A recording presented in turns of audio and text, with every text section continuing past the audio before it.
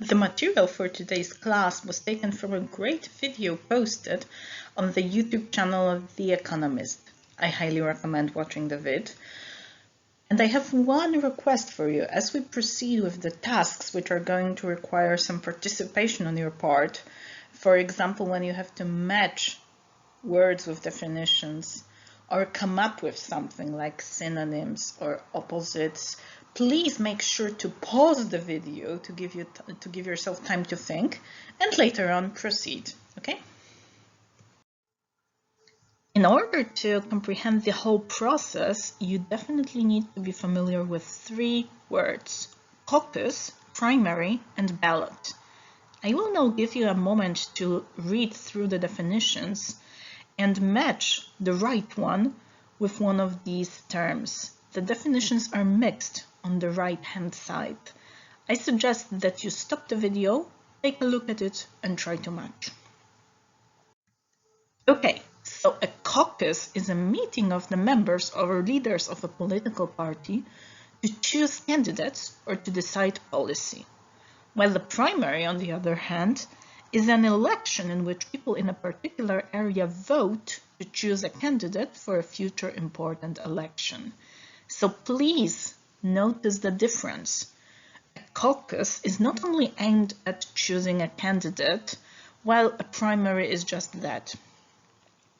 A ballot may have three different meanings. First of all, it's the piece of paper on which you mark who you're voting for. Secondly, it can also be the system of voting in writing, which is usually held in secret. And finally, it can be an occasion on which you cast your votes. So, for example, the upcoming US presidential elections. Moving on, there are three phrases that help you understand and talk about the mechanics of the presidential primaries better, particularly Super Tuesday, front runner, and sway. Please think for a moment if you would be able to define them.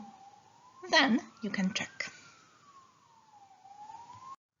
Super Tuesday is the day on which several US states hold primary elections.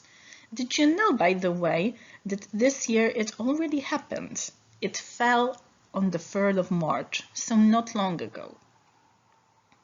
Then, a frontrunner is a person, an animal, or an organization that seems most likely to win a race or competition.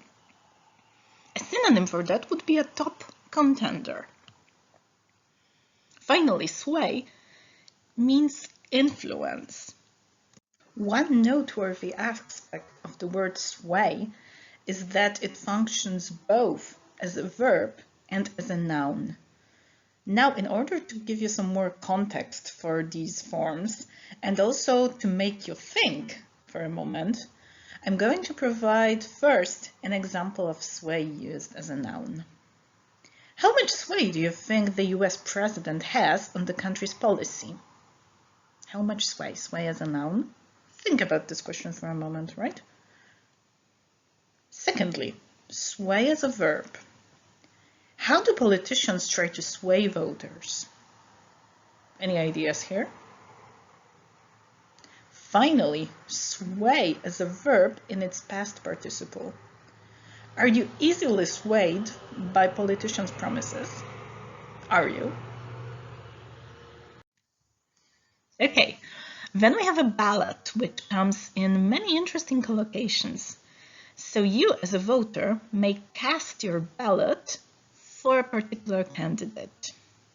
However, a ballot doesn't simply need to be related to politics, because, for example, a trade union may call a ballot on strike action, where they decide whether or not they are going to proceed with that. And finally, a very useful noun is a ballot box.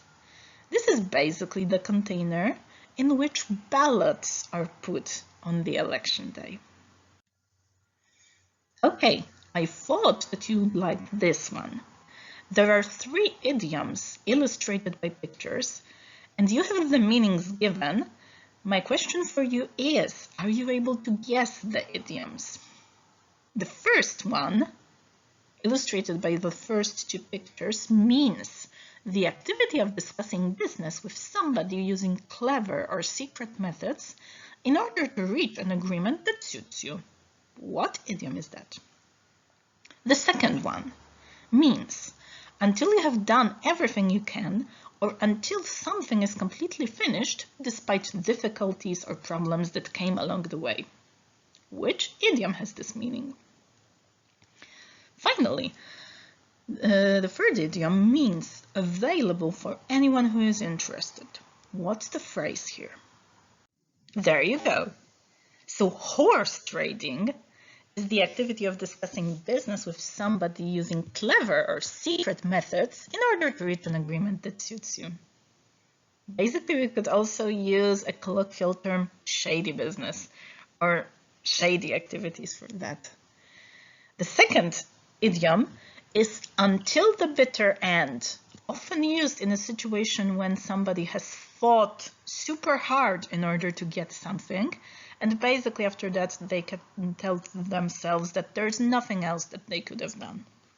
And finally, when something is available to everyone who wants it, basically, it's up for grabs. Now again, some more context and more food for thought. So first of all, do you expect a tough fight for the presidential nominations in the US until the bitter end? Secondly, apart from politics, is horse trading involved in any other domain of our lives? And finally, is there anything that should be available up for grabs in the current situation with the coronavirus outbreak? Is there? And here we have some more phrases from the video. I would like to make you think about the opposites of them. Try to guess or test your knowledge. What are the antonyms of a wide array of something? For example, answers. Fail to win a majority, votes.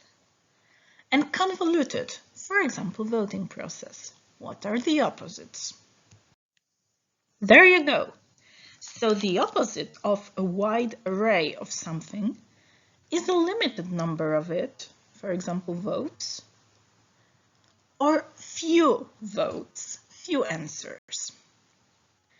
The opposite of convoluted is simple or straightforward, while the antonym for fail to win a majority is succeed at winning a majority. Please notice the structure, by the way. After at, you need to use the gerund form of the verb. Right, so that would be it for today. I hope you enjoyed the lesson and learned something new as well. If you did, please let us know. Also, make sure you subscribe to our YouTube channel and check us out on our social media. Have a good day, stay safe and healthy. Bye!